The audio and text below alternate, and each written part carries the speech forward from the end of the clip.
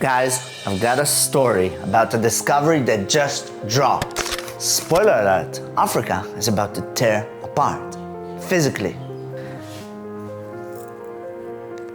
Northern Kenya, Lake Turkana Basin. This guy's name is Christian Rowan, and he's not just some tourist taking pictures. He doesn't know it yet, but soon, years of hard work are about to come to an end. Seismic waves echoing back from miles below were captured and processed, and now, on his screen, they're transforming into graphs that no human eye has ever seen before. He looks at what's on the screen, looks for where he made a mistake, but there's no mistake. Christian is the first person in human history who really knows, that a continent we know is close to tearing apart. As always, guys, this video is sponsored by nobody. I do it by myself. It takes me a lot of time, but I truly have passion for this, and I really hope that one day I could make this a living for me. So if you guys like the stuff that I do and want to help me in my journey, please, this means so much if you like, if you comment, and of course if you subscribe. And if you really want to support me, you can just buy me a coffee. Here's a QR for you to scan, and it's also in the description below. Moving on. Our story starts on a night in 1911. We're following a young meteorologist named Alfred Wagner. Searching through books in the library, Wagner notices identical fossils appearing in different continents. As we know, continents are separated by oceans. Wagner digs in. One of those fossils, for example, was an ancient and massive reptile called Mesosaurus, found in both Brazil and South Africa. But Wagner looks at this creature. He studies it, and this creature couldn't have swum across an entire ocean. That's clear as day. Something else is going on here, but he keeps reading, and up to that point in history, the accepted explanation was that there had simply been land bridges between the continents, and that's how animals moved from one landmass to another. Not convincing, obviously, because even in 1911, I think that's a pretty stupid explanation. So Wagner realizes he's surrounded by morons. You're gonna get us This a copy is of that. stupid. Then Or this cares. is so stupid. Wagner does understand that the story here is more complex. So he opens a world atlas, and his eyes lock onto the contours of South America and Africa. Hold on a second. These continents look like puzzle pieces. The penny drops for Wagner. He's certain all the continents were once joined together as one giant supercontinent 225 million years ago. In 1912, Wagner publishes his theory of the continental drift. He claims that in the past, all the continents were united in one supercontinent called Pangaea, meaning all Earth, basically all the land together. But the tragedy is the scientific community doesn't really buy his story, and truthfully, Wagner didn't have all the conclusive evidence to prove his theory. And in 1930, Wagner's tracks disappeared on an expedition he set out on, and he was later found dead, while his theory was still considered weird and rejected. But meanwhile, while Wagner was still alive, something happened that would later help prove that Wagner, all this time, was right. The sinking of the Titanic. Yes. Jack, I want you to draw me like one of your French girls. This event was one of the major drivers that pushed scientists around the world to realize they needed to see what was happening underwater, and gradually sonar was invented and developed. But really, like a lot of humanity's inventions, humans usually invent things when they want to kill each other. And the serious development of the sonar started in World War I and then in World War II, where it was developed in order to detect objects underwater, mostly, for example, enemy submarines. And sonar became the eyes that see in the darkness. This was the first time humanity saw completely and clearly what was happening under the surface of the sea. And when those eyes opened, suddenly a whole new world was revealed. The seabed is full of massive mountain ranges and deep canyons. The race to map the seafloor began. After World War II, ships with sonars scanned and mapped the entire seabed, and thousands of depth measurements were collected. What stood out among all the mapping data was the mid-ocean ridge. They discovered a strange mountain chain about 65,000 kilometers long, which is, by the way, the longest in the world, that runs through the middle of the ocean like a seam surrounding the Earth. And then the puzzle was finally solved. In the 1960s, a geologist named Harry Hess took all the mapping data and realized these aren't just mountains. These mountains are the gateway to the heart of the world. And from there, fresh magma rises. That magma creates new seabed which gets pushed off to the sides. Our world is moving. He named his theory seafloor spreading. And the world understood after 30 years that Alfred Wagner had been right all along. The theory of plate tectonics was born, and scientists around the world understood that Earth is divided into plates floating on a hot mantle. In short, you got it. Starting in the late 60s, scientists finally understood that Alfred Wagner was right. Sad that he had died without ever knowing he was right, but that's life sometimes. Anyway, Harry Hess and other scientists managed to lock in the big picture. Continents move, magma rises in the middle of the oceans, the seabed gets pushed to the sides. That's the big answer. But inside that answer, there are layers we need to understand more deeply before we keep going.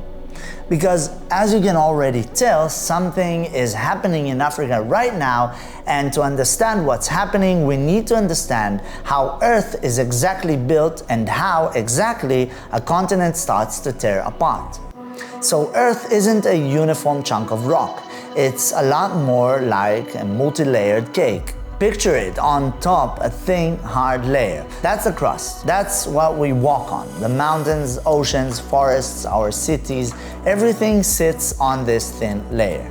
Of course, thin relatively speaking, because it's about 35 kilometers thick under the continents and less than 10 kilometers under the oceans.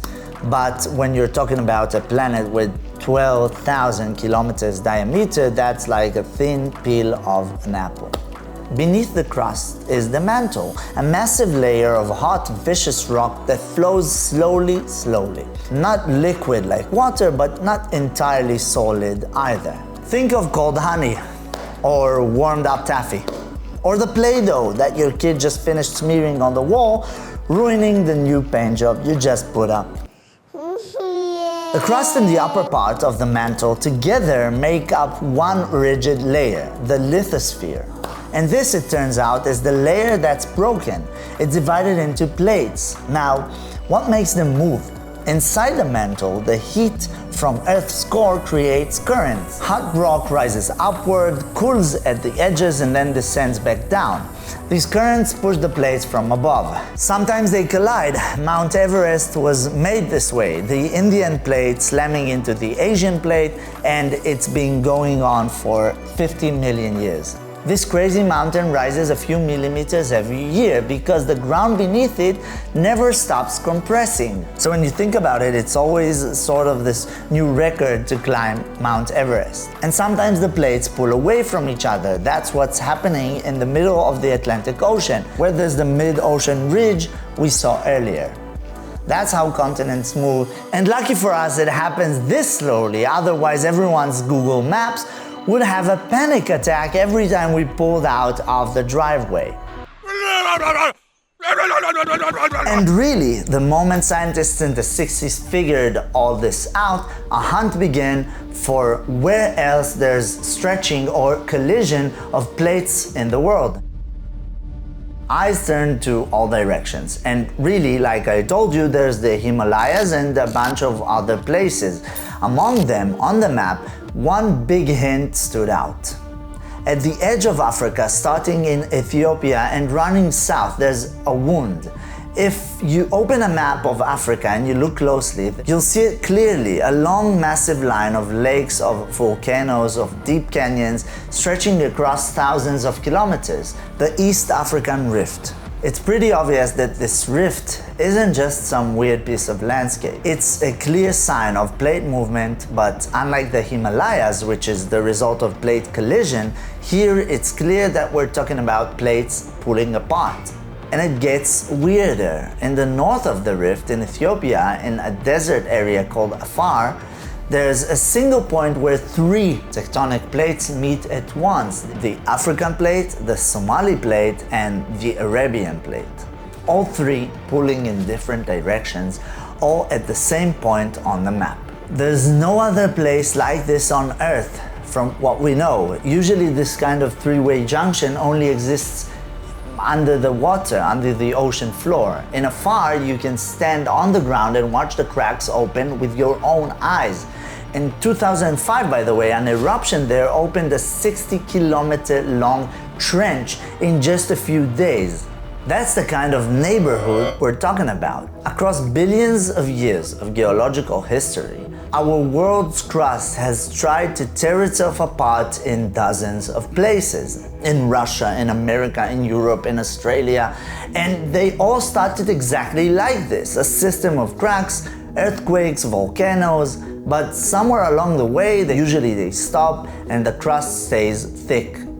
Back to northern Kenya. At a spot like this on the map, a young geologist named Christian Rowan is hiking. He's not alone. He's part of a team that's been working there for a long time. They are documenting, measuring. Among other things, they're relying on data already collected through seismic surveys done in the area by energy companies looking for oil and gas. Seismic survey is basically the way geologists and engineers see what's going on underground without digging.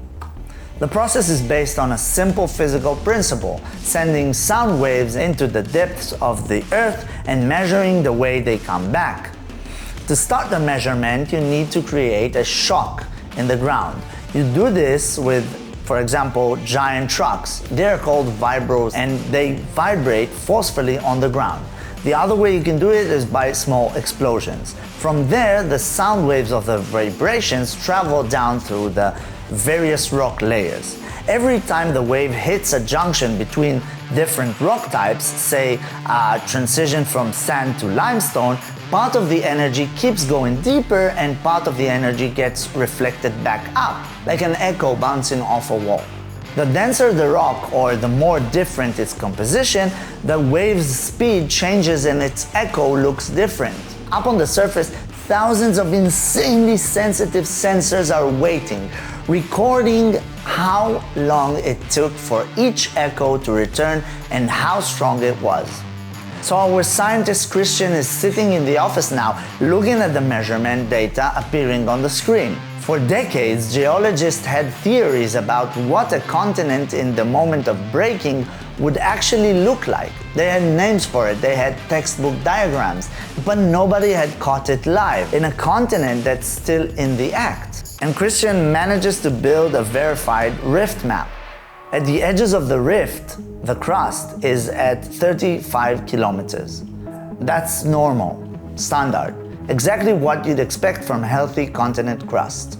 But as you get closer to the central axis of the rift, where the stretching is strongest, the crust gets thinner, 30, 25, 20. And the moment he reaches the middle of the rift, he reads the number on the screen, 13. The crust of Africa in the middle of the rift is 13 kilometers thick. That's a thinning of more than 60%. That's not normal. That's not something they've ever seen in an active rift in the world. And Christian is the first to discover this right now. The mind-blowing discovery is official. Africa is about to be split in two and become two different continents. And what's more, it's already crossed the point of no return. So what did Rowan actually discover? The term geologists have been using for a long time is necking. Necking is the moment when a tectonic plate stops responding to the stretching as one solid piece and starts to pour and thin its weakest point. Picture me holding a roll of Play-Doh and pulling it from both ends. At first, the whole roll becomes a bit longer and a bit thinner, evenly. In the necking phase, suddenly, in a specific area, which is usually the center, the Play-Doh becomes extremely thin. A narrow neck forms there.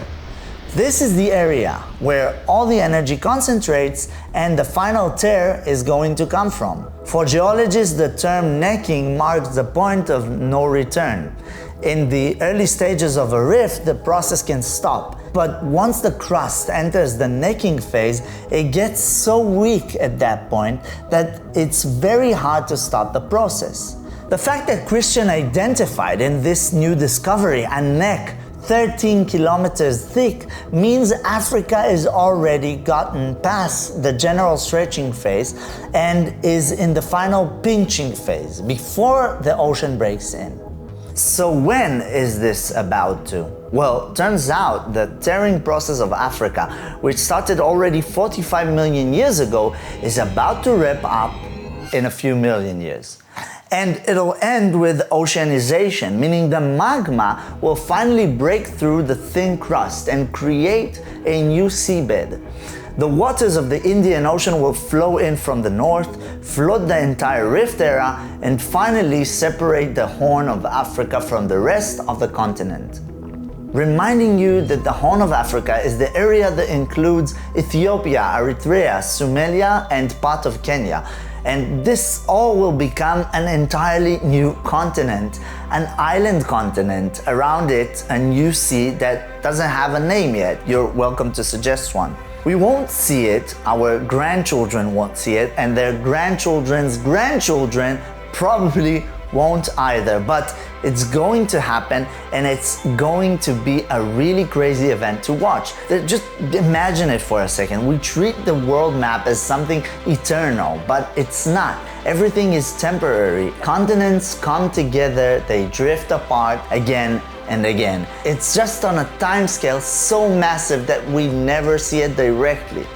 The fact that we happen to live during one of these split moments is honestly a kind of strange luck. And at night in northern Kenya, while we're sleeping, the ground beneath Turneka keeps tearing. Now we know Africa is going to tear.